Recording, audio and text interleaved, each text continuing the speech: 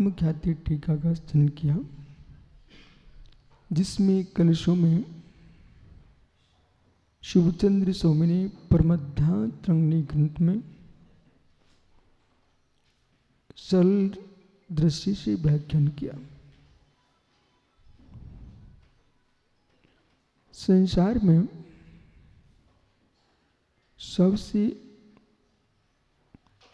अर्घवान साधना है, कीमती साधना है, वह है अकृतत्व भाव। जैसे जैसे कर्तापन प्रारंभ होता है, वैसे वैसे क्लेश प्रारंभ होता है। जैसे जैसे कर्तापन प्रारंभ होता है, वैसे वैसे क्लेश प्रारंभ होता है। मैं परद्रव्य का करता हूं, अहम भाव। परद्रव्य मेरा करता है, हीन भाव। पुत्र के करता हूं, तुम पिता बन जाते हो। पिता तुम्हारा करता है, तुम पुत्र बन जाते हो। पुत्र बनते हो, छोटे हो जाते हो। पिता बनते हो, बड़े हो जाते हो। पर मित्र, जो भी जगत का कर्तापन है, उस संपूर्ण कर्तापन मात्र मात्र क्लेश देने वाला है।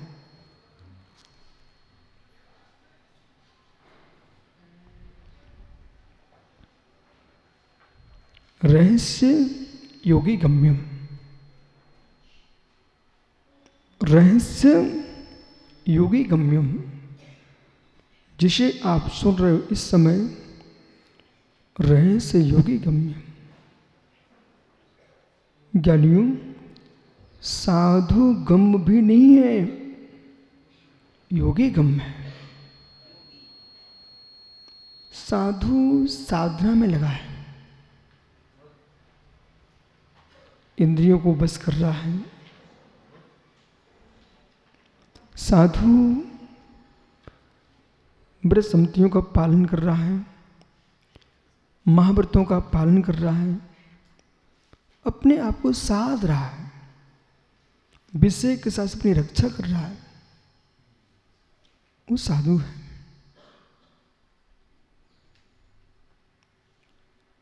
साधु मार्ग में जब निष्णात हो जाता है, तब जीव योगी की ओर बढ़ता है। साधु ही योगी बनता है। समझ में आ रहा है? साधु ही योगी बनता है। तो योगी बनता है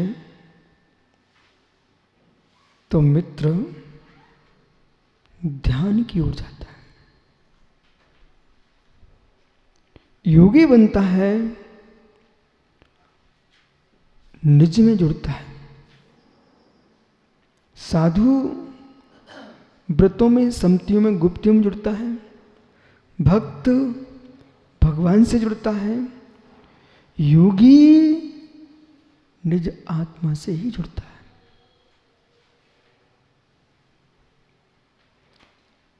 अब यहां एक शब्द का ध्यान रखना, पूर्व सहा। रतन कांड श्रावकाचार्य जी में आचार्य अमृतचंद स्वामी ने एक शब्द का प्रयोग किया है, पूर्व सहा।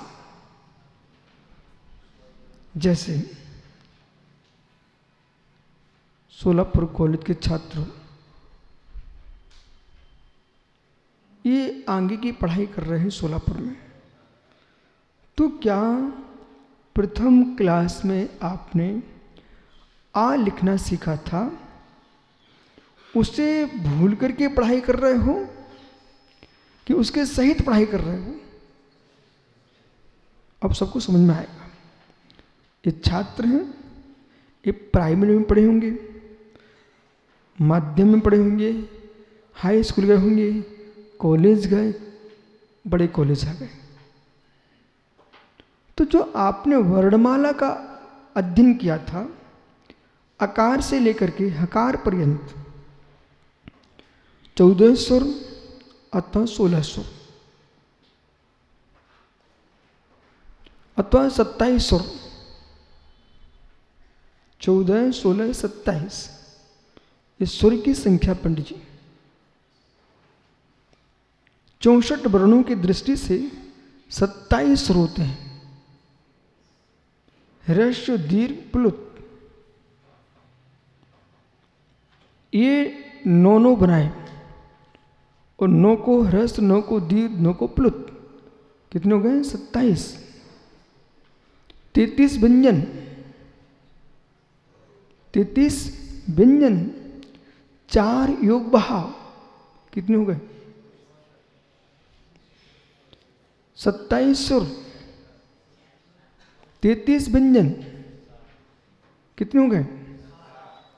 60 हो गए। 4 योग बहाव, ये 64 वर्ण है बेटा जिनागम की दृष्टि से। ये 64 वर्ण जो है संपूर्ण द्वासांग की रचना 64 वर्णों से होती है। संसार में 64 वर्णों से बाहर कोई व्याख्या नहीं होती। 9 अंक और 64 वर्ण, 9 अंक 64 वर्ण, एक पे शून्य रख दो 10 हो जाता है। संख्या कहां से चलती कहां तक? 1, 2, 3, 4, 5, 6, 7, 8, 9। इसके बाद क्या होता है? जब भी 10 होगा, जब भी 10 होगा तो शून्य किस पर आएगा? 1 पर। 20 होगा तो शून्य किस पर आएगा? बहुत बढ़िया। 30 होगा शून्य किस पर आएगा? 40 होगा शून्य किस पर आएगा?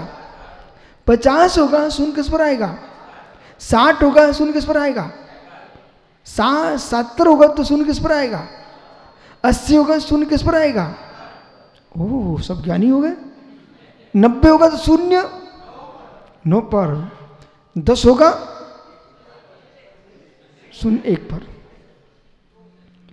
10 होगा शून्य 1 पर। संख्या कितनी है? 9। महात्मा प्रणव साहब, संख्या कितनी है? 1 से 9 तक जो भी संख्या कितनी है? 1 से 9 पर। इसलिए 9 पूर्णांक, नवांक, नवांक। अब जितने गणित पढ़ रहे हैं, चाहे गणित सार का गणित हो, श्री धवल जयधवल महावंद का गणित हो, कोई गणिताचार का गणित हो, जो भी गणित की व्याख्या होगी, ये 9 के ऊपर कोई व्याख्या नहीं होगी। यानी 64 वर्ण और 9 अंक, 64 वर्ण 9 अंक, संपूर्ण सृष्टि की व्याख्या इन्हीं से होती है। श्री भूवलय महान जैन ग्रंथ कुमुदुंदु आचार्य का, जिसमें अंकों के माध्यम से द्वासांग की व्याख्या की गई हो, संपूर्ण श्रुत का व्याख्यान अंकों से किया गया हो। वे अंक कौन है? 1, 2, 3, 4, 5, 6, 7, 8, 9। जितने मंत्र लिखे जाएंगे, जितने बीजाक्षर होंगे, वे किससे होंगे? आ से हा पर्यंत। इसलिए माताओं, मां भारती जिनवाणी पर आपको विश्वास है, श्रद्धान है, तो हे जननी तू मां है। हे जननी तू मां है। भारत की भूमि को मातृभूमि कहा जाता है और जिनवाणी को मां कहा जाता है। आप मां, पृथ्वी मां, जिनवाणी मां, तुम 3 माताएं हो। और तीनों माताओं में श्वेतला भाव नहीं होना चाहिए। पृथ्वी मां तो मां क्यों? स्त्री कोई मां नहीं होती पंडित जी, स्त्री कोई मां नहीं होती, जन्मदात्री ही मां होती है। यदि स्त्री मां हो गई तो बांझ को भी मां कहना पड़ेगा, कुंवारी कन्या को भी मां कहना पड़ेगा। मां कौन? जन्मदात्री, पालनहारी, धाय मां। जन्मदात्री जननी, जीवनदायिनी जननी, पालनहारी जननी। जो जन्म देने वाली मां है, तो सारे जीवों को जन्म कहां पर होता है? पृथ्वी पर, इसलिए भी मां। जन्म देने वाली मां, जहां मृत्यु हो रही है वो गोद भी मां। पर ऐसी तीसरी मां है जो जन्म मरण का नाश कराने वाली मां, उसका नाम है जिनमाणी मां।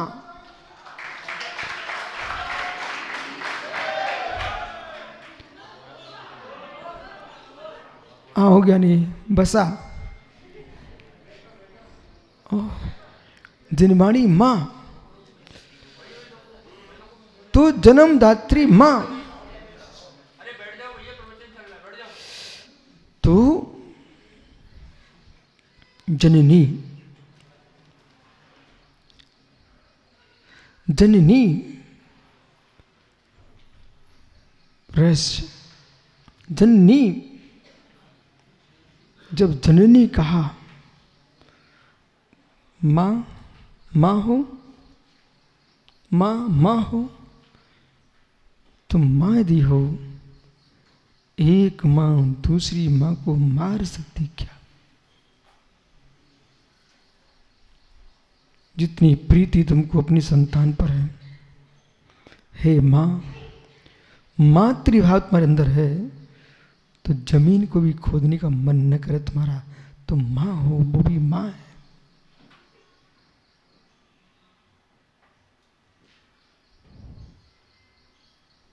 हे मां, तुम मां हो। सागर ज्ञानी कहां गया? मित्र सागर अपने बेटे की मां से कह देना, हे मेरे लाल की जननी, हे मेरे माल की मां, यदि बरसात हो रही है, घर में चूल्हा जल नहीं रहा है, लकड़ी गीली हो गई, और तेरी सासू की बेटी ने पेपर ला करके उसमें मिट्टी का तेल लगाया, अथवा सीधे पेपर में आग लगाई और चूल्हे में डाल दिया, कहना, हे मेरे बेटे की मां, तू तो मात्र अपने बच्चे को जन्म देके पालने वाली मां है। हे मेरे बेटे की मां, तू तो मात्र अपने बेटे को जन्म देने वाली मां है। लेकिन ये वर्णाक्षर, ये बीजाक्षर, ये अंक, ये अक्षर, इस मां को तुम चूल्हे में क्यों डाल रही हो? क्यों ज्ञानोनी कर्म का बंद करने जा रही हो?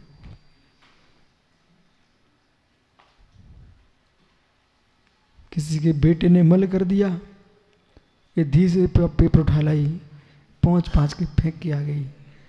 तुम्हें अपना बेटा दिख रहा था, सिद्धो वर्ण समामनाया, वर्णों की आमना अनादि सिद्ध है, तुमने क्या कर डाला? जिन अक्षरों को हम सिर टेकते हैं, उन अक्षरों पर तुमने बच्चे का मल पहुंच के फेंक दिया। सिद्ध चक्र विधान में पूरे विर्ण बीजाक्षरों के अर्घ चढ़ाए गए हैं।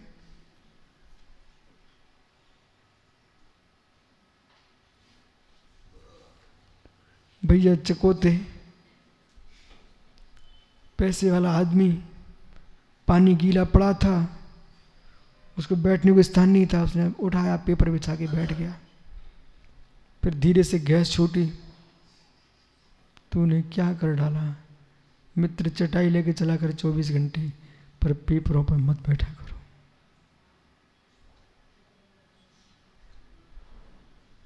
किसी न किसी का नाम तो पेपर में होगा, श्रीमान तो लिखा होगा। जिस श्री पर श्री जी को विराजमान किया जाता है, उस श्री जी पर तुमने क्या कर डाला? सागर इन भवनों में, मंदिरों में कहीं दाता के नाम भी लिखाना हो, मित्र दीवार पर लिखना, फर्श पर मत लिखना। अलग से बोर्ड लगा देना, और मित्र तुम्हारा सम्मान ये है, लेकिन तुम्हारे सम्मान के पीछे हम जनमानी का अपमान नहीं कर पाएंगे। विनय विनय रखना अक्षरों की, विनय रखना अक्षरों की। 64 वर्णों से ही श्री धवल जी का निर्माण हुआ है। 64 वर्णों से ही सतखंडागम का निर्माण हुआ है। 64 वर्णों से ही मित्र संपूर्ण आगम ग्रंथों का वर्णन किया गया है। ऐसा लोक में कोई ग्रंथ नहीं है विश्व में जो अक्षरों से शून्य हो। भाषा बदल सकती है। आपने अंग्रेजी में ए लिखा, पर हिंदी में उच्चारण क्या होगा उसका? अंग्रेजी का ए जब बोलोगे, हिंदी में क्या बोला जाएगा? अरे मित्र, ए तो है, लेकिन उसका प्रयोग आ में किया जाता है। समझ रहे कि नहीं?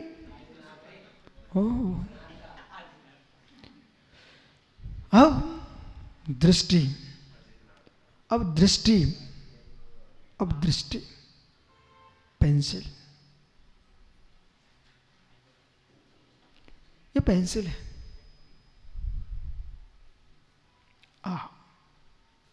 आ वर्णमाला का प्रयोग करने वाले की आंख देखो। जो जिनदेव का भक्त है वह बोलेगा आ अरिहंत, आ आदिनाथ, आ अशरीरी, आ आत्मा। भुखेड़े भूखे शाम साय जैसे लोग घूम रहे होंगे, वे क्या बोलेंगे? आ अनार, आ आम। वे आ आम खोज रहे हैं, वे आ अनार खोज रहे हैं। ओ हो। आ रागी सर्वार्थ विचित्रात्मा, आ अम्मा। पर ज्ञानी क्या बोलेगा? आ आत्मा, आ आदिनाथ, आ अशरीरी, आ अरिहंत, आ आगम, आ अजितना सोमी। दृष्टि, दृष्टि। आ अपने आप में शांत है, अपने आप में शांत। शाम से कुछ और कहना? वर्ण शांत है, वर्ण शांत है। इन्हीं 64 वर्णों से एक काम शास्त्र लिख रहा है। इन्हीं 64 वर्णों से एक औसत शास्त्र लिख रहा है। इन्हीं 64 वर्णों से एक न्याय शास्त्र लिख रहा है, एक नीति शास्त्र, एक कूटनीति शास्त्र, कौटिल्य लिख रहा है। और एक जीव इन्हीं 64 वर्णों से जिनागम के रहस्यों को उद्घाटित कर रहा है।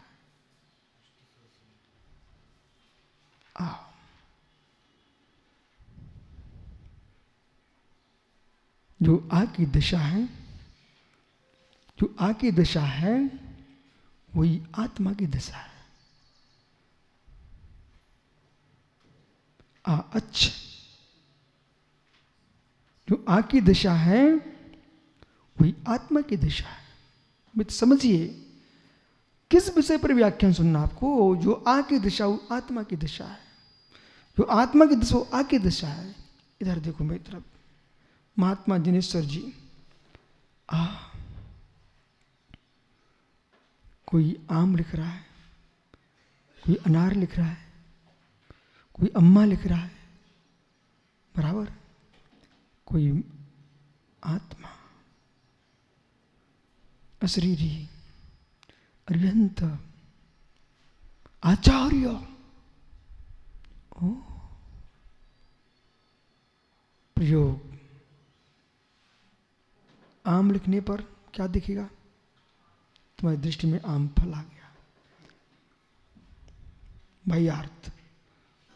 अनार लिखने पर आंखों के सामने अनार फल आ गया। अरिहंत 64 चमर दुर्रे जिनके ऊपर श्री समूर्त में विराजमान तीर्थंकर परमेश्वर अरिहंत अशरीरी द्रविक्रम भावक्रम नोक्रम शून्य सिद्ध परमात्मा जाग रहे। आचार्य चतुर्वेद संघ के नायक मुनिगणों के बीच में आचार्य परमेश्वरी झलकने लगे। आत्मा आपको प्राप्त है, मुझे भी प्राप्त है। ज्ञानी और टीकमगढ़ आत्मा प्राप्त है, इनको भी प्राप्त है। आत्मा मुमुक्षु सोलापुर आत्मा है। आत्मा कलश नंबर 46 आत्मा आत्मा मुझे प्राप्त है, आत्मा आपको प्राप्त है, आत्मा 12वें गुणसारवती मुनिराज को भी प्राप्त है,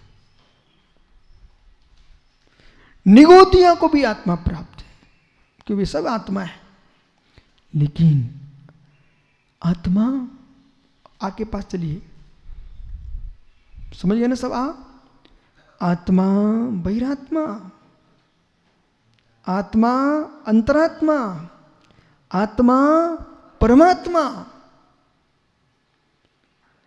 ज्ञान होना चाहिए, व्याख्यान तो तुम्हारे आगे नाचता है। त्रिविध आत्मा,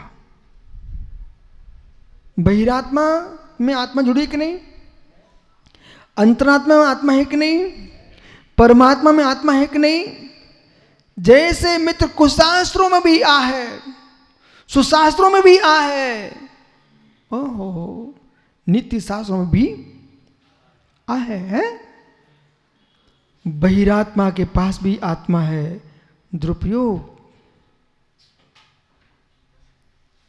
अंतरात्मा के पास आत्मा है, सम्यक सदुपयोग। परमात्मा के पास भी आत्मा है, सदुपयोग का फल।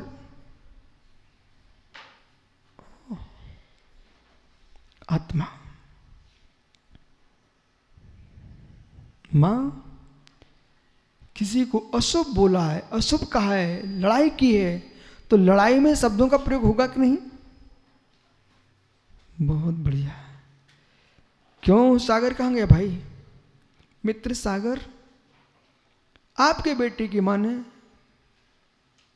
विजय भैया, इन भैया के बेटे की मां ने एक पेपर लिया अथवा कोई शास्त्र का कागज लेकर अग्नि में फेंक दिया।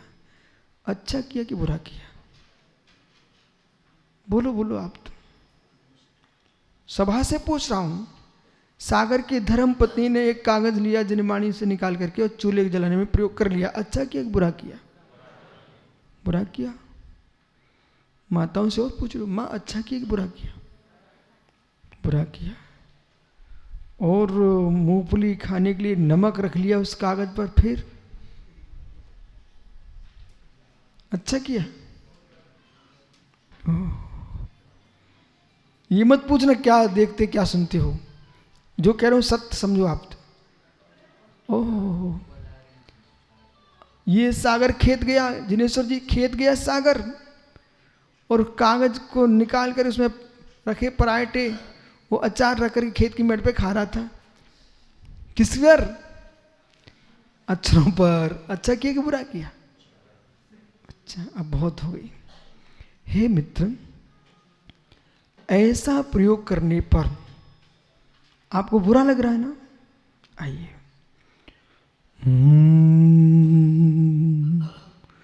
भूरि भुवा अरिहं नमः।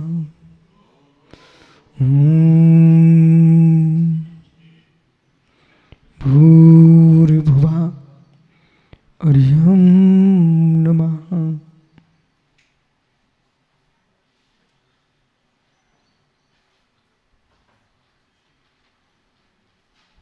क्या हुआ? ईमानदारी से बोलो, क्या हुआ? सागर, कुछ हुआ? बोलिए।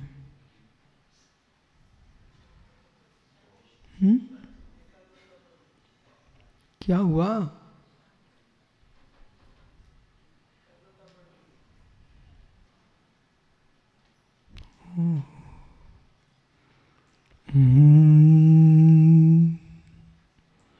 भूर्भुवः अर्यं नमः।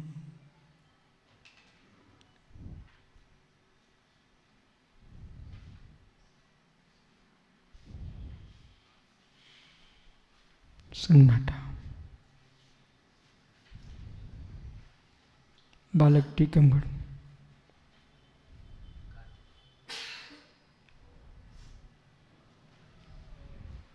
जो कहें वो करना।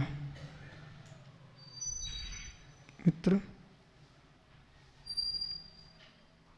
ये लोग मालवा से, रायपुर, छत्तीसगढ़ से बच्चे आए हैं,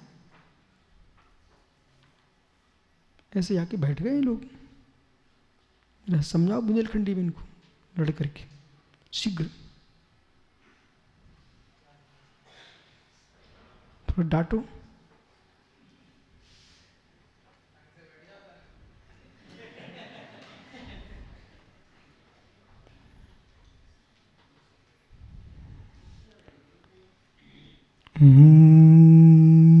भूर्भुवः अर्यं नमः।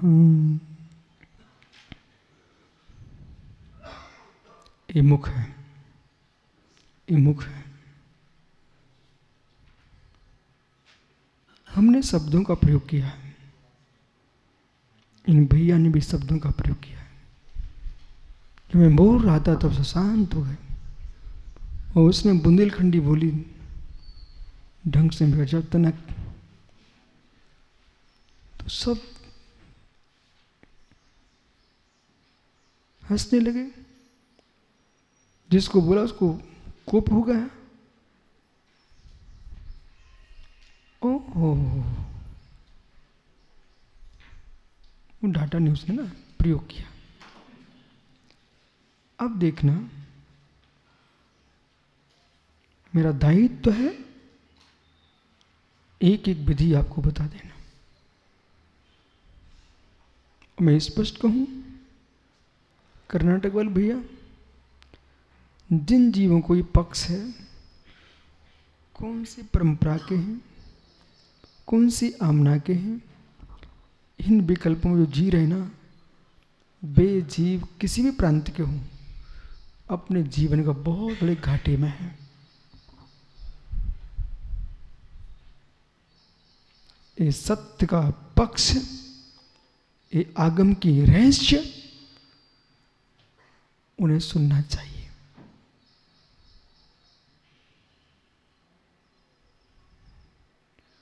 चूल्हे में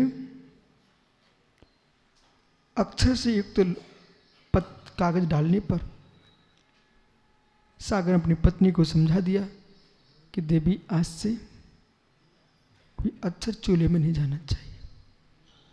सभी लोग सुन रहे ना, अपने घर में जाना, बोले अक्षर चूल्हे में नहीं जाना चाहिए। और तुम्हारी ऑफिस में कोई आता है, पेपर पे बैठना नहीं चाहिए। मालूम, हम लोग तो बिल्कुल अक्षर देख के चलते हैं।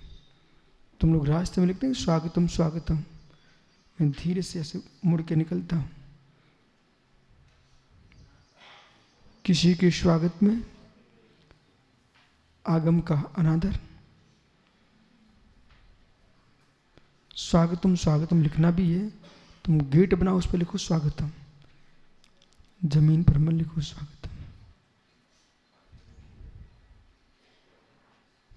जिन पिलाई के ऊपर चाहे हिंदी के अक्षर हो चाहे अंग्रेजी के हो, मैं बैठना पसंद नहीं करता। भगवान की वाणी 18 मां भाषाओं में लिखी है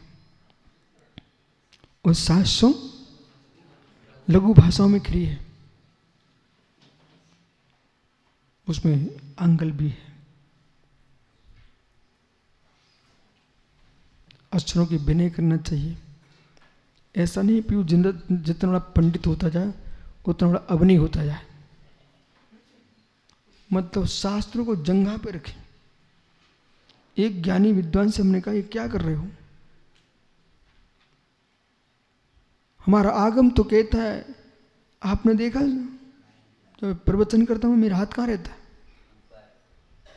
ये क्यों? नाभि के नीचे हाथ नहीं जाना चाहिए। जिनवाणी पढ़ते समय नाभि के नीचे हाथ चला गया। देखो मेरे बगल में क्या रखा है, कमंडलू। इसलिए नहीं रखा कि कोई चुरा ले जाएगा कि प्राणों से पराया है, इसलिए रखा वो कि हाथ इधर उधर गया द्रव शुद्धि कीजिए। श्री धवला जी में लिखा है, द्रव शुद्धि से रहित भी तुमने अध्ययन कर लिया मित्र, संयम की हानि, बुद्धि का विनाश, स्वास्थ्य का विनाश। वे लोग बीमार पड़ रहे हैं, लोग पल पल में बीमार रहते हैं। जो नाक में हाथ, कान में हाथ, आंख में हाथ, कहीं खुजाल पड़ी खुजा लिया फिर सांस पलट दिए। बेटा आगम पढ़ो, तुम समझो ये श्रुत का अभिनय कर रहे हो, रोग हो जाएगा, निरोगता का विनाश हो जाएगा। श्री षटखंडागम पुस्तक नंबर 9 में सब कुछ लिखा रखा हुआ है। मूलाचार में बहुत व्याख्यान किया गया है। नाभि से ऊपर आगम को रखिए। नाभि के नीचे तुम्हारा हाथ गया है, तुम्हें द्रव शुद्धि करना चाहिए। ओह, ऐसा नहीं है। पीयूष देखा बड़े बड़े विद्वानों को, एक शास्त्र इस जंगा पर, दूसरा इस जंगा पर, धिक्कारो तेरे लिए। हो जिस जिनवाणी के नियोग से तू पंडित बना है, मुनि आचार्य बने हो, वो जिनवाणी तुम कहां रखे हो? नहीं। मां, श्री जिनालय जाओ, जिनवाणी लेकर के कांख में दबा के नहीं ले जाना। यहां पसीना झर रहा है, सम्मूर्छन जीव मर रहे उत्पन्न हो रहे हैं, शमशान घाट है, तुमने बैग लिया यहां दबा लिया। ओहो हो, मुर्दे घाट पर तुम जिनवाणी को ले जा रहे हो। कभी नहीं, कभी नहीं। अक्षरों की विनय करो, श्रुत की विनय करो। पांडित्य प्रज्ञा विनयशीलता को प्राप्त हो। पांडित्य अधोगति को न ले जाए। इतना पांडित्य प्राप्त हुआ, अब न उसी पाटे पे बैठे महात्मा जी, वही जिनवाणी रखे महात्मा जी। नहीं, सत्यार सागर आए क्या? अरे बालक, शरीर की सेवा कराना है, हमारी जिनवाणी की अपने मत करना बेटा। बोले हम बहुत लोभी हैं, बहुत ज्ञानी हैं, अभीषण ज्ञान उपयोगी, तो हमारे पैर दबाओ, हम तो स्वाध्याय कर रहे हैं। ओहो हो, समझदार बच्चा अपनी माँ के सामने, अपने पिता के सामने पैर नहीं दबाता। तुम 3 लोग की नाथ की माँ के सामने पैर दबा रहे हो, धिक्कार हो।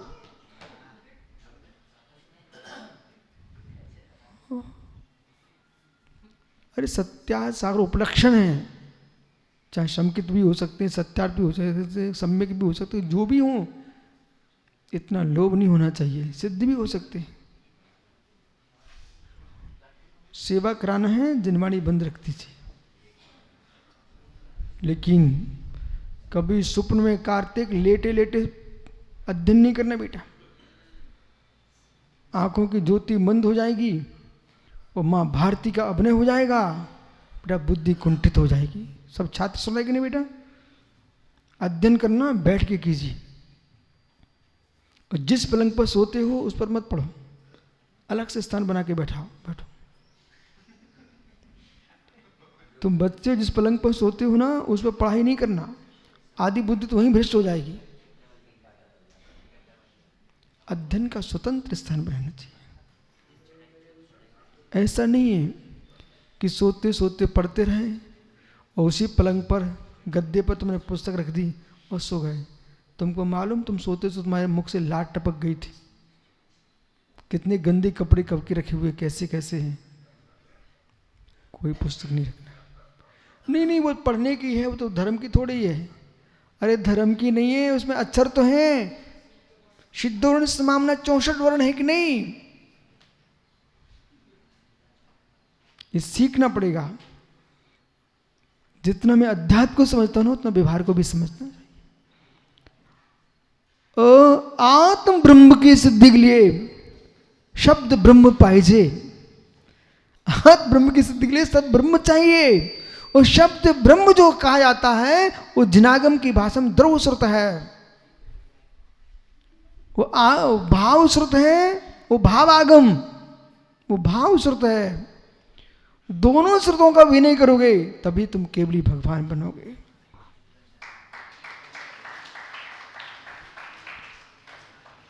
अब आज तक मां आप कह सकते थे गुरुजी पता नहीं था इसलिए ऐसा हो गया, लेकिन आज तो मालूम चल गया ना, अब करोगे तो ज्यादा बंद होगा।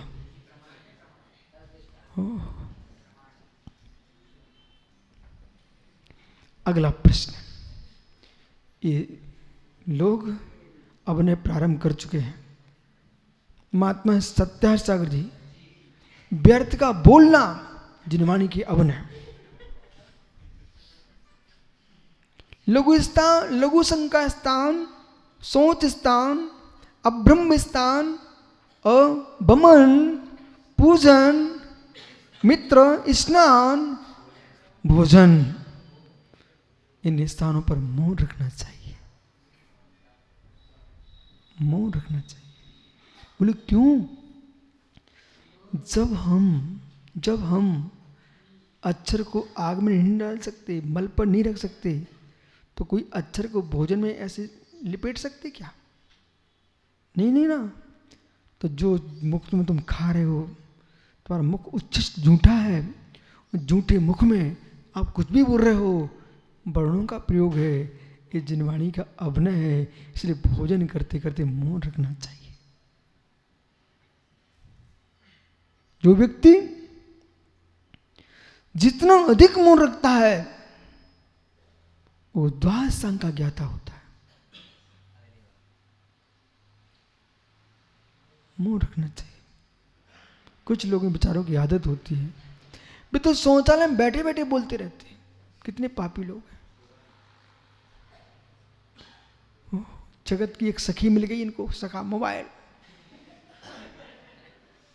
मतलब वो शौचालय में भी नहीं छूटता, वहीं बैठा बैठा। कुछ पापी गुटखा खाते हैं वहां जाकर के, कुछ बीड़ी पीते हैं, कुछ मोबाइल देखते हैं। धिक्कार हो, कम से कम एक स्थान था शांति से बैठने का, चिंतन करते मन में, वहां पर ही तुम पहुंच गए मोबाइल खोल करके। धिक्कार हो। आपको कैसे पता? तुम जैसे लोग बता जाते हैं। ओहो, मित्र ये बैठे सब बच्चे। आइए, इतना ही नहीं, अभी कुछ आगे चलना है। ये 40वां कलश पर तब तुम पहुंच पाओगे, पंडित राकेश बराबर। अगला प्रश्न क्या है? कहां गया ज्ञानी सागर? मित्र, चूल्हे में पेपर डालना चाहिए? अच्छा ठीक है। बच्चे की टट्टी उस पर फेंकना चाहिए? अच्छा, अब इनको समझ में आएगा। हे मित्र, जब मल नहीं फेंक सकते हो, चूल्हे में नहीं डाल सकते हो, तो ज्ञानी जो व्यक्ति लड़ रहा है, गाली दे रहा है, वो शब्दों का प्रयोग कर रहा है कि नहीं कर रहा है? कसाई के चूल्हे में फेंक रहा है जिनवाणी को।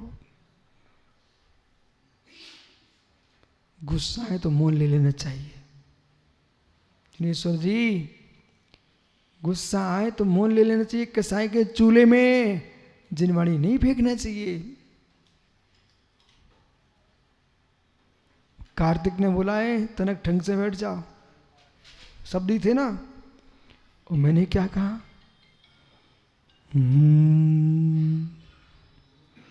भूर्भुवः अर्यं नमः। शांति मंत्र का वाचन किया। आप समझ रहे गायत्री मंत्र का वाचन कर रहे हैं, वो भी जैन सूर्य मंत्र है। ॐ भूर्भुवः अर्यं नमः अर्हं।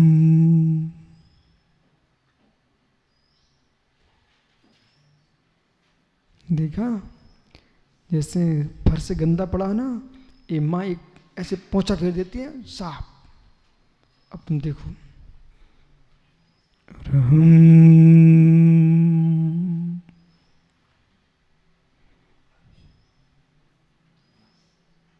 बुद्धि का वजन साफ। अनुभव किया? मेरे पास अकेले मत आना भाई कि समझा दो, जो कुछ समझो सभा में, बाकी मेरे पास कोई समय नहीं। समय मांगने तो आने ही नहीं, बहुत कीमत है। कमेटी वालों को समय नहीं मिला आज तक।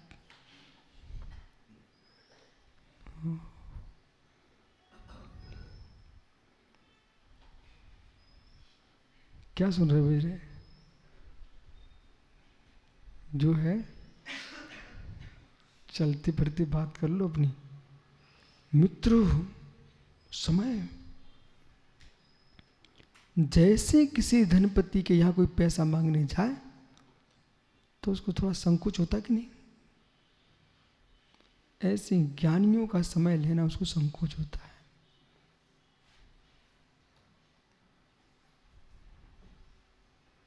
आइए, शब्द ब्रह्म, ये सब मैं क्यों कथन कर रहा हूं? जितनी संहिताएं हैं, सुब्रत सागर जी, संहिताएं समझ गए? जितनी संहिताएं हैं मतलब पूजन पद्धति, प्रतिष्ठा, शास्त्र, सब क्या है पंडित जी? संहिता सूरी सुना ना आपने? जितनी संहिताएं हैं, इज्जा कर्म, नहीं समझ में रहे हो सरस जी? आपको सुनना चाहिए ना। इज्जा कर्म, किम इज्जा कर्म नाम? पूजार्थम, यज्ञार्थम, इज्जा कर्म। तो जितनी संहिताएं, संहिता शास्त्र है मतलब पूजन पाठ विधान प्रतिष्ठा शास्त्र, इन सब में क्या भरा हुआ है? मंत्राक्षर, बीजाक्षर, वर्णाक्षर, इन सब का प्रयोग ही प्रयोग है। और उन्हीं के प्रयोग से दिमाग, पत्थर की प्रतिमा भगवान बन जाती है, प्रभाव छाने लगता है। बिलूम बिलूम बिलूम बिलूम बिलूम बिलूम।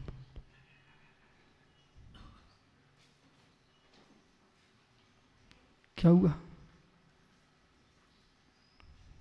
मैंने क्या देखा अभी? आकाश से तारा टूटा, आकाश से तारा टूटा और ये एकदम तुरंत प्रकाश हुआ, ऐसे गया विलीन। अब देखो, बिलूम बिलूम बिलूम बिलूम बिलूम।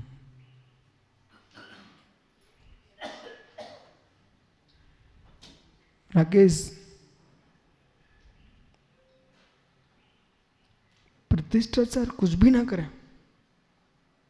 पूरे मंत्र पढ़े श्रद्धा से, कोई संगीत मंगीत कुछ नहीं, नाटक नौटंकी कुछ नहीं। दक्षिण भारत की विशेषता देखिए आपने, यहां प्रतिष्ठा में यज्ञशाला अलग होती है और मंच अलग होता है। यज्ञशाला में मात्र मंत्र पाठ होते हैं, पूजन विधान होता है। मंच पर नेता अभिनेता जो भी तुम्हें करना वहां करते रहो। गोमटेश में मंच अलग रहता है, यज्ञशाला दूर रहती है, सारी प्रतिष्ठा विधि वहां होती है। समझ रहे ना? सुमति धाम में क्या हुआ? यज्ञशाला अलग थी उनकी, उसका प्रभाव पड़ता है। प्रतिष्ठाचार पीयूष मात्र माइक का ही प्रतिष्ठाचार बन के ना रहे, साधना का भी बन के रहे।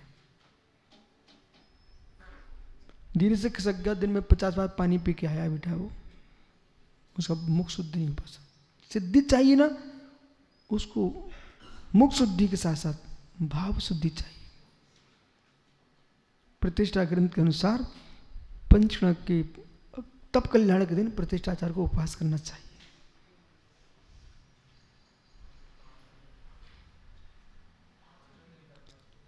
पांचों दिन तो करना ही चाहिए। जब मैं बोलूं तब बोले ना, तब मैंने एक बार तुम 5 तो बोल पड़े, कम से कम दीक्षे कल्याण को कर लिया करो। धीरे से खिसक गए मित्र। नहीं,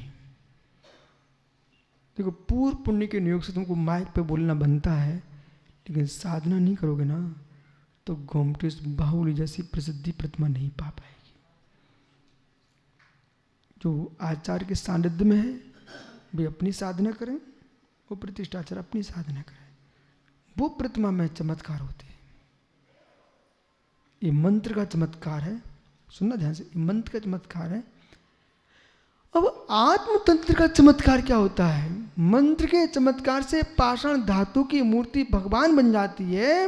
वो आत्मतंत्र के प्रभाव से ये बहिरात्मा परमात्मा बन जाती है। समझ में आ रहा है? इसलिए ज्ञानियों, कोई बोलने का अवसर नहीं है ना, तुरंत मान लीजिए करो, तुरंत मान लो। आपको विश्वास ना हो तो आप सभी 3 दिन करके देखो, चौथे दिन आपको न कहना पड़ जाए कि गुरुजी आनंद आ गया।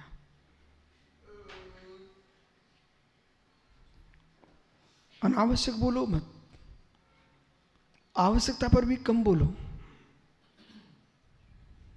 रखो मौन।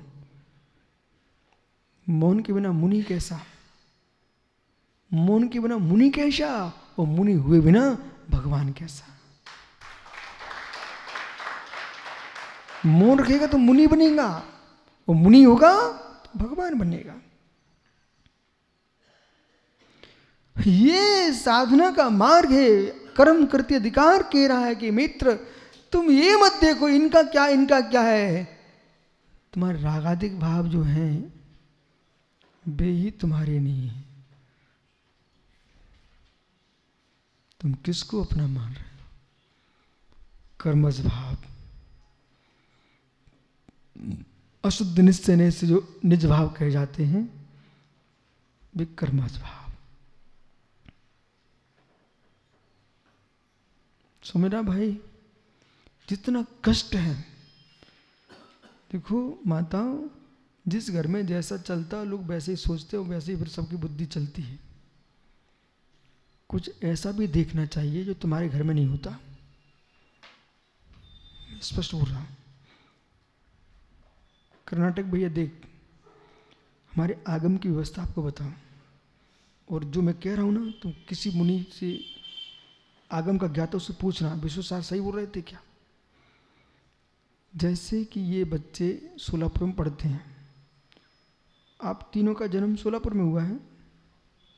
वो तो मुझे मालूम नहीं हुआ है, पूछ रहा। तुमने पूरी पढ़ाई सोलापुर में की है? फिर खड़े हो जाओ। इसके पहले पढ़ाई कहाँ की? कहाँ की? कहाँ की है? तू तेलंगाना से आया? हैदराबाद से तो नहीं आया, मुख्य हैदराबाद से आया है। अच्छा, फिर मुझे देखा था हैदराबाद में। आइए, ठहर ठहर खड़े रहो। अभी बरमाला पड़ी तो खड़े रहोगे नहीं खड़े रहोगे? सुनो ध्यान से बेटा, ये बालक बीकानेर इंदौर के पास से आया, वो छत्तीसगढ़ की राजधानी से आया है, ये तेलंगाना की राजधानी से आया है। क्यों बालक यहाँ क्यों आए? सोलापुर? उत्तर दो, शीघ्र बोलो। तुम्हारे यहाँ कोई पढ़ाई नहीं हो रही थी क्या? बस इतना ही सुनना था मुझे। ये छात्र हैं अपने अपने नगर से आए हैं और महाराष्ट्र के सोलापुर के बालचंद कॉलेज में पढ़ाई कर रहे हैं। ठीक है, पर बेटा उस कॉलेज की विशेषता है, कोई मुनि बन जाता, कोई ब्रह्मचारी बन जाता है। पता है आपको? मुँह बैठे एक ब्रह्मचारी, इधर एक सद्भाव सागर बैठे होंगे। आओ बेटा सुनो, ये तो बात विनोद की, आगे सुनिए। आगम क्या कह रहा है? इन 3 बच्चों में इसलिए खड़ा किया, ये अपने अपने नगर के विद्यालय से पढ़ करके सोलापुर आए। इन्हें आना चाहिए था क्या कर्नाटक भैया? इन्हें आना चाहिए था क्या? आना चाहिए था ना? चलो कोई बात नहीं। देखो भाई, आप ही बोल रहे हो, ये व्यवस्था इनकी नहीं है, ये व्यवस्था हमारे आगम की है। आगम की ये व्यवस्था है, जैसे इन बच्चों के नगरों में जो विद्यालय थे, इनको लगा कि हमारे यहाँ की अपेक्षा से वहाँ पढ़ाई कुछ अच्छी हो रही है, इसलिए वहाँ से यहाँ आए। ठीक है, अथवा वहाँ की पढ़ाई कर चुके थे, यहाँ की पढ़ाई करने आए।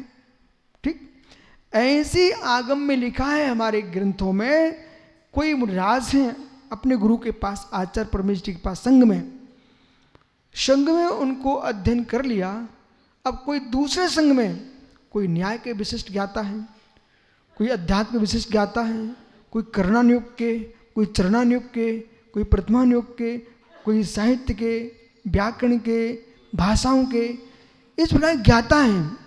तो वे मुनिराज अपने गुरु से आज्ञा लेकर के, उन गुरु महाराज के आज्ञा लेकर के परगढ़ में अध्ययन करने जा सकते हैं, लेकिन शिष्य उन्हीं के कहलाएंगे जिनके यहाँ से गए हैं। तो बेटा किसके हो? सोलापुर के। पढ़ाई करने आए हैं, ये सोलापुर के हो नहीं गए। ऐसे ही कोई मुनिराज परगढ़ में जाएं, अध्ययन कर सकते हैं, वहाँ रह सकते हैं, और जब तक रहेंगे इनको सोलापुर के कॉलेज के अनुशासन में रहना पड़ेगा, यहाँ भीकम गाँव नहीं चलेगा बेटा। ऐसे ही जो मुनिराज परगढ़ में अध्ययन करने गए हैं, उस संघ के अनुशासन में रहना पड़ेगा जब तक अध्ययन कर रहे हैं। इसके बाद वे अपने गुरु के पास अपने संघ में जा सकते हैं। ऐसी आगम व्यवस्था है, समझ रहे कि नहीं? अब आगम व्यवस्था है, ऐसा होने से क्या लाभ होगा? ये लाभ होगा, ये बच्चे पढ़ के जाएंगे तो अपने अपने प्रांत में विशिष्ट ज्ञानी बन कहलाएंगे। ऐसे जो मुनिराज अध्ययन करके आएंगे, वे अपने श्री संघ में भारत की भूमि पर और विश्व में जिन शासन की पताका फहराएंगे, ज्ञानी बन जाएंगे।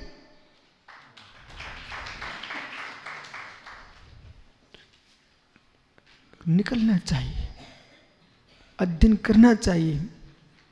और तुम्हारी बुद्धि छोटी है, नहीं नहीं नहीं नहीं, हम तो सीखनी नहीं, हमको तो नहीं, तो कोई बात नहीं है।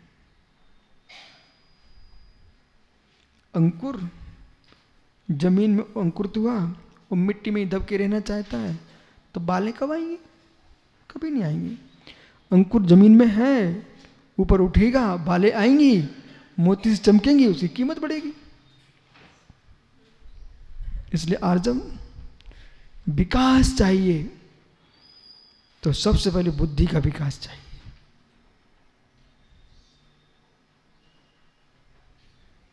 बुद्धि का विकास चाहिए।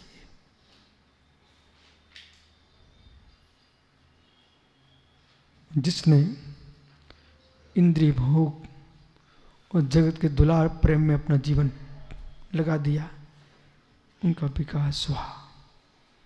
उनसे मैं कहूँगा, तुमने अक्षरों के पेपर को तुमने अग्नि में डाल दिया।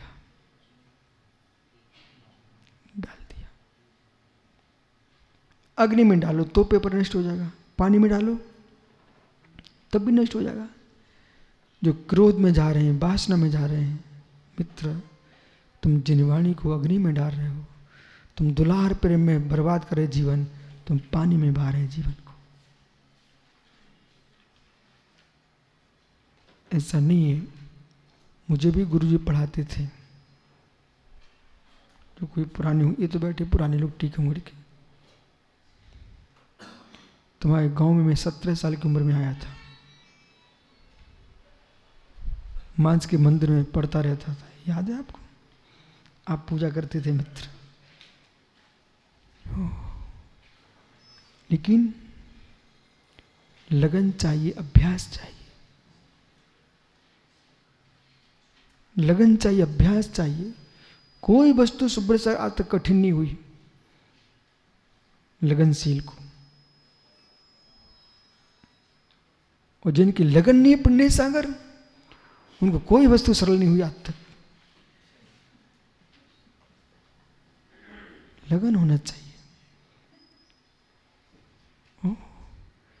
गन्ना पानी मांगता है, गन्ना पानी मांगता है, विद्या समय मांगती है, अभ्यास मांगती है। गन्ने को पानी नहीं तो वहीं की वहीं लकड़ी सूख के मुरझा जाएगी। विद्या को समय वो नहीं और लगन नहीं तो बुद्धि हुई नष्ट हो जाएगी। ऐसी उधर सागर जी कुछ नहीं कर सकते। अभ्यास करना चाहिए। इन आंखों को इन्हीं लगाना चाहिए अक्षरों पर। दूसरे की आंखों में आंखें गई तो अज्ञान समाप्त। सुन रहे बेटा कॉलेज के छात्रों, ये आंखें और आंखों में गई तो ज्ञान बुद्धि समाप्त। आंखों अक्षरों पर टिकी रहेंगी तो बुद्धि आगे बढ़ेगी। इसमें कोई शंका नहीं समझने का। क्यों नहीं अध्ययन हो पा रहा लोगों का? ये नेत्र अन्य जगह घूमने लगे हैं, इसलिए अध्ययन समाप्त हो रहा है। मन और आंखें इन दो को संभाल लो, ज्ञान तुम्हारे पास है। समुद्र भरा हुआ है, जितना पानी पाइए। सागर समुद्र भरा है, जितना पानी पाए से। अभी तो तुम्हारी पंचगंगा ऐसे भरी है, देखो कितना पानी पाई जाए। तुमको कितना पानी चाहिए, टंकी लेके पहुंचना। अब टंकी में ही छेद हो गया है तो पानी क्या करेगा? पंचगंगा क्या करेगी रवि? टंकी में ही छेद हो गया, पंचगंगा क्या करेगी? तुम भरोगे वहां से निकल जाएगा नीचे से। ऐसे जिनकी आंखें दूसरे काम में चली गई, वहां पंचगंगा पंच यूनिवर्सिटी की वाणी क्या करेगी? आओ मित्र, ये व्यवहार भी परमार्थ की ओर ले जाने के लिए चल रहा है। ये व्यवहार भी परमार्थ की ओर ले जाने के चल रहा है। लंबे समय तक भैया क्या नाम है? नवनीत मुमुक्षु, लंबे समय तक तुम ध्यान नहीं कर सकते, चुनौती है मित्र। पर लंबे समय तक स्वाध्याय कर सकते हो, उपदेश सुन सकते हो। और गुरु का उपदेश जो होता है वो मित्र करोड़ों ग्रंथों का ज्ञान एक साथ वेदन करा देता है। क्यों? लिखे अक्षर, लिखे अक्षर, इकड़े लिखे अक्षर मृतक हैं, मृत हैं। गुरु बोल रहे हैं,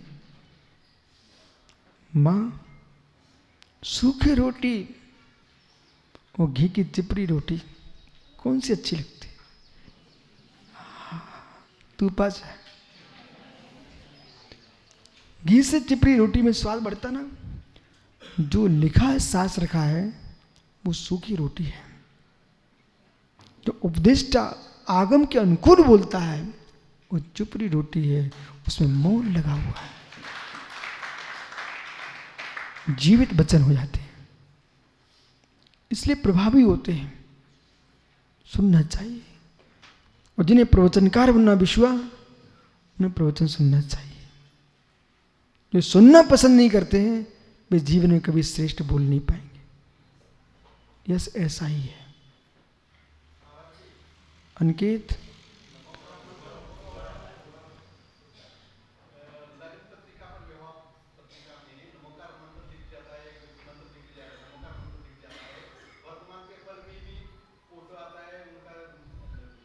मैं सब समझ गया बसा। यदि आप लिखते हो पत्रिका में तो मित्र पत्रिका को इस जनिवाणी को रखते ऐसे रखना सीखो, ऐसे रखो। फिर उस पत्रिका को जमीन पर मत डालो, क्योंकि महामंत्र है। अन्यथा पत्रिकाओं में नमोकार मत लिखो, स्वस्तिक बना लो। यदि लिखते ही ना तो आप लिखो, कोई मना नहीं है, लेकिन उन पत्रिकाओं को उच्च स्थान पर रखिए, जमीन पर मत डालिए। अभिनय नहीं करना, विनय रखना। आइए, महात्मा राकेश पंडित जी, एकः कर्ता चिद्म इह, एकः कर्ता चिद्म इह स्फुटम उद्धूतते, स्फुट होता उद्धूत होता है। किम? ज्ञान ज्योति। इतनी भूमिका किसके लिए बनाई है इसे सुनिए, समझिए आप। ज्ञान ज्योति, जो ज्योति को देखता है ना, बाती को नहीं देख रहा है।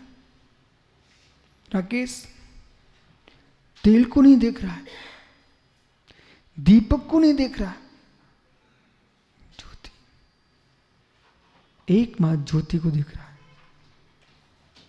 जैसे दीपक में तेल भी है, बाती भी है, फिर भी जो प्रकाश से आह्लादित है उन पर ध्यान नहीं दे रहा। ध्यान कहाँ उसका? ज्योति। ऐसे ही ज्ञान ज्योति बोध तेजहा, ज्ञान ज्योति यानी बोध तेजहा, मैं देख रहा हूं। ज्ञायिक स्वरूप हो, ज्ञायिक स्वरूप हो हम, ज्ञायिक स्वरूप। मैं मनुष्य नहीं, देव नहीं, नारकी नहीं, त्रिंच नहीं, मित्र विशेष है, मैं सामान्य ज्ञान पुंज।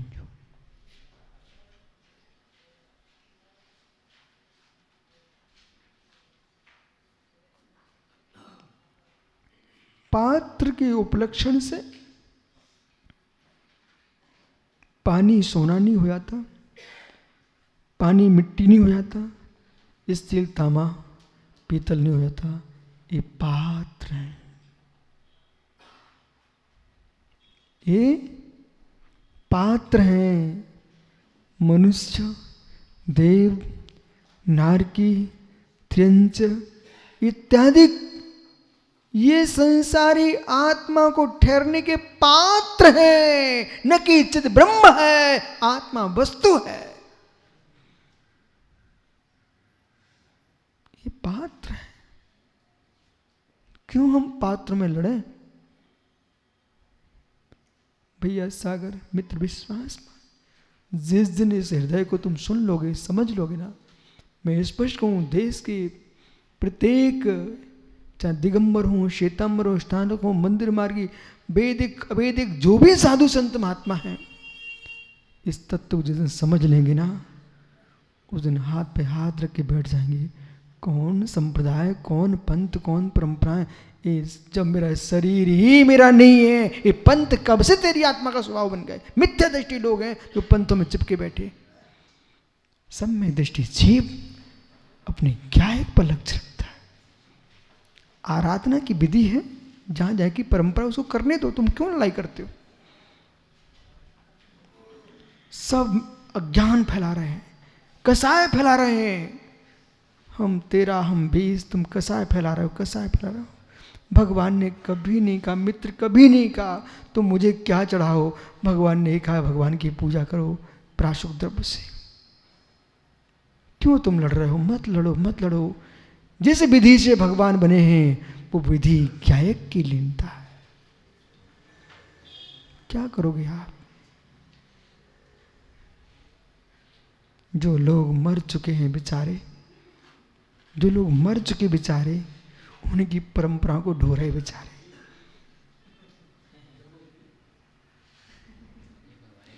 मैंने मालूम तत्वा सूत्र तरण कांड श्रावकाचार्य से लेकर के जैन दिगंबर परंपरा में सबसे बड़ा ग्रंथ कसाय पाहुड़, षटखंडागम, ये बड़े बड़े ग्रंथ कहलाते हैं, मूल। इन ग्रंथों में कहीं भी 13-20 की व्याख्या है ही नहीं। द्रव्य संग्रह से लेकर समय सार तक, परीक्षा मुख से लेकर के अष्टसहस्री तक, आप लोग सब देखते तो रहे दिन भर। हमारा काम है क्या? यहाँ कुछ है क्या? कुछ भी नहीं है। बिना काम के महाराज को ले वाला है नांदनी वाले।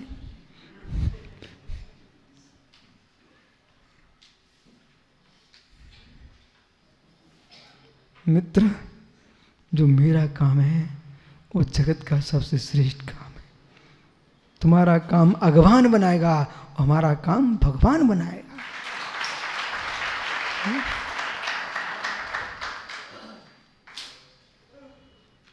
देख भैया, मैं विश्वास के साथ कहता हूं, जब तक दूसरे की सुनी सुनी आदमी सुनता रहेगा वो हमसे दूर रहेगा।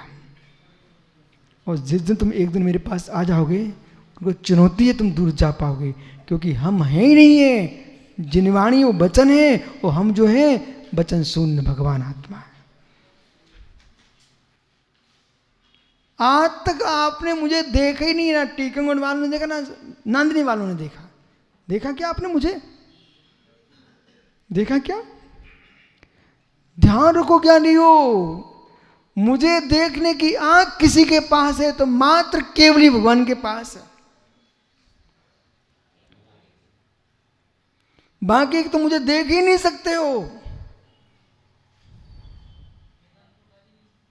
अवधि ज्ञानी रूप से पदे, वे रूप को जानते हैं। मन परे ज्ञानी मन की बात को जानते हैं। मुझे जानने की आंख या तो मेरे ही पास है या केवली के पास है। बहिर्व्यापी व्यापक भाव, समझ भाई। तो मतलब अब ये नादनी के श्रावक क्या बोलते हैं? वो पंडित जी बोलते, बोले गुरुजी हम तो आपको रोज अभिषेक गंधोदक देते हैं। मुझे आप दे तो ठीक है, आपका व्यवहार बोलता दे लो, आप तो गंधोदक दो। लेकिन हे मित्र, जिसे तुम गंधोदक देते हो वो काय योग है। जो तुम बोलते हो वचन योग है, जो तुम सोचते हो मन योग है।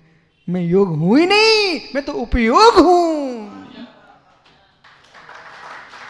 मैं योग हूं ही नहीं, मैं तो उपयोग हूं। काय बांग मना कर्म योगा, ये तो कर्म योग है। मेरा लक्षण तो दूसरे अध्याय में लिखा है, 6वें में लिखा ही नहीं है मेरा लक्षण। मां तत्व सूत्र के दूसरे अध्याय मेरा लक्षण लिखा हुआ है, आपने पढ़ा कभी? क्या उपयोगो? उपयोग है, वो मेरा लक्षण है, योग है। वो आत्मा के परस्पंदन जिससे होता है उसका नाम योग है। इसलिए समयसार की दृष्टि से आप मुझे नहीं देख पाएंगे, नहीं देख पाएंगे। आपने नर मनुष्य देव नार की त्रियंच के शरीरों को देखा, पात्रों को देखा, पात्रों को देखा है, वस्तु को नहीं देखा।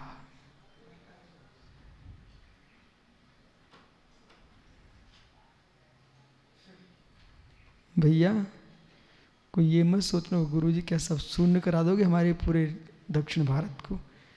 नहीं, मैं शून्य नहीं कराऊंगा। जब तुम शून्य हो ही जाओगे तो कौन टाल पाएगा? आत्मा का धर्म ही शून्य स्वरूप हो, शादबाद रूप न सुगत रूप। क्या हुआ मेहता जी? एक बार डॉक्टर मेहता, एक बार शून्य का इंजेक्शन काम करे ना करे, लेकिन समय सार का शून्य पूर्ण काम करता है। आपका शून्य का इंजेक्शन लग जाए ना तब भी बच्चे हाथ फड़फड़ाते रहते हैं, पर मैं जब शून्य लगाता हूं ना सब देखा। मुझे को डॉक्टर बेटा शांत बैठा,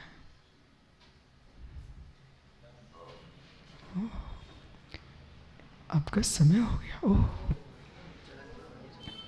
धोती किम, ज्ञान ज्योति बोध तेजा पृथक समस्त द्रव्योभ्यो भिन्नम। वो कैसा है?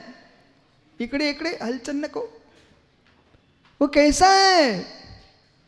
समस्त द्रव्यो भिन्नम पृथक, संपूर्ण द्रव्यों से भिन्न है, संपूर्ण द्रव्यों से भिन्न है। बस मैं छोड़ता हूं, संपूर्ण द्रव्यों से भिन्न है। किम भूता, वो कैसा है? परमोदात्तम, परमोत्कृष्टम, विक्षितत्वा, संपूर्ण द्रव्यों से उत्कृष्ट विकसित है। अथवा पराउत्कृष्टा सा माम लक्ष्मी, उत्कृष्ट मान लक्ष्मी।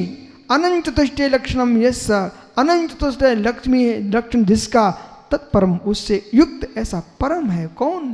भगवान आत्मा।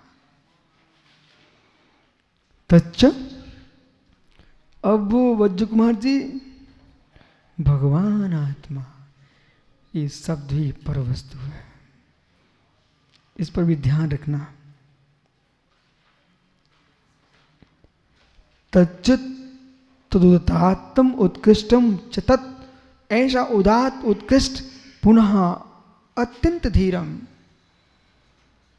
मालूम राकेश पंडित, जैसे कहीं भागवत कथा चल रही हो, कोई कथाएं चल रही हों, ऐसे नादनी के श्रावक नगर से आते हैं यहाँ। शास्त्रों में पढ़ते ना, मुडराज जंगल में बैठे तीर्थ में श्रावक राजा महाराज से गए, महाराज पास ऐसे नादनी जब यहाँ से छूटते ना तो पूरी रोड भरी मिलती ना, तो लोग कहते भैया कथा सुन के आ रहे हैं। हे मिताबे, कोई राम की कथा नहीं, कृष्ण की नहीं, महावीर की नहीं, किसी की कथा नहीं है, ये आत्मा राम की कथा चल रही है। अत्यंत धीरम। जिनेश्वर भैया, आप आश्चर्य करना मित्र, इस गंभीर विषय को ऐसे भीड़ लगा के सुने, ये बहुत दुर्लभ है। बोलो राकेश, बहुत दुर्लभ है। हमसे कहा गया था कि आप दक्षिण भारत जा रहे हो, वहां तुम्हारा समाचार कौन सुनेगा? मैंने कहा था वहां पर मित्र समय सार ही तो समय सार सुनेगा, वहां जीव द्रव्य होंगे तो नियम से समय सार सुने।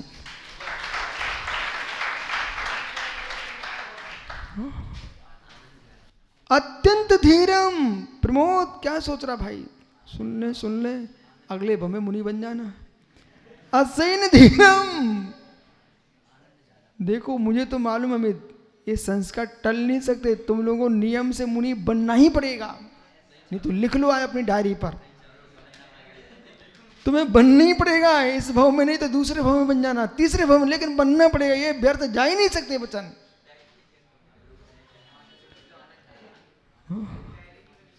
असीन क्यों मुमुक्षु, आनंद झाला।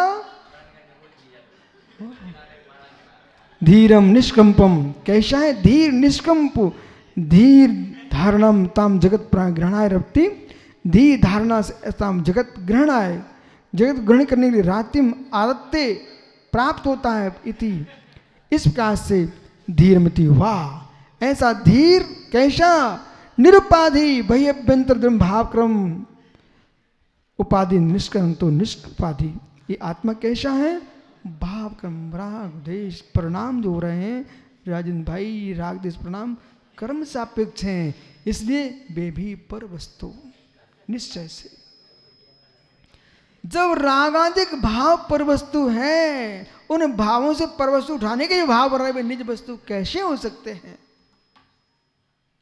बहुत समझने की जरूरत है। कुछ लोग तो समय को, समय सार को समय ही नहीं देना चाहते। बोले क्यों? यदि मैंने समय सार को समय दे दिया तो परपंच कौन कर पाएंगे?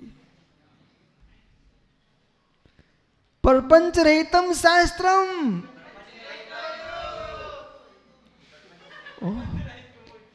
प्रपंच रहितम शास्त्रम, प्रपंच रहितो गुरु, प्रपंच रहितम मुमुक्षु। ओहो, प्रपंच रहते मोक्षो दृष्टते जिन्हें शासने। हल्ला मत कर भाई, ठहरिए, ज्ञानी समझो। प्रपंच रहितम शास्त्रम, प्रपंच रहितो गुरु, प्रपंच रहे तो मोक्षो दृश्यते जिन शासने।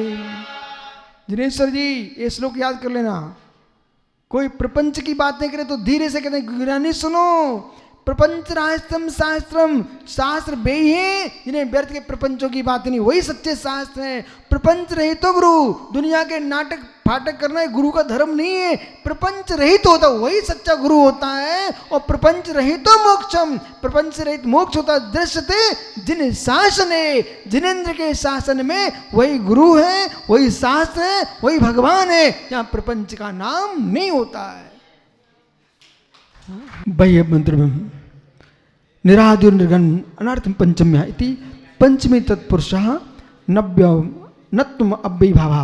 अव्ययभाव द्रव्य निवृत्ति समस्त गुण पर्याय, संपूर्ण गुण पर्याय नए उपनयाम प्रकाशकम, नए उपनय का प्रकाशक, नए उपनय अंतरिणय अन्य द्रव्य स्वभाव। और जो नए उपनय से शून्य वही द्रव्य का स्वभाव है। ताचोक्तम अष्ट सहस्रयाम आपनी मीमांसायाम।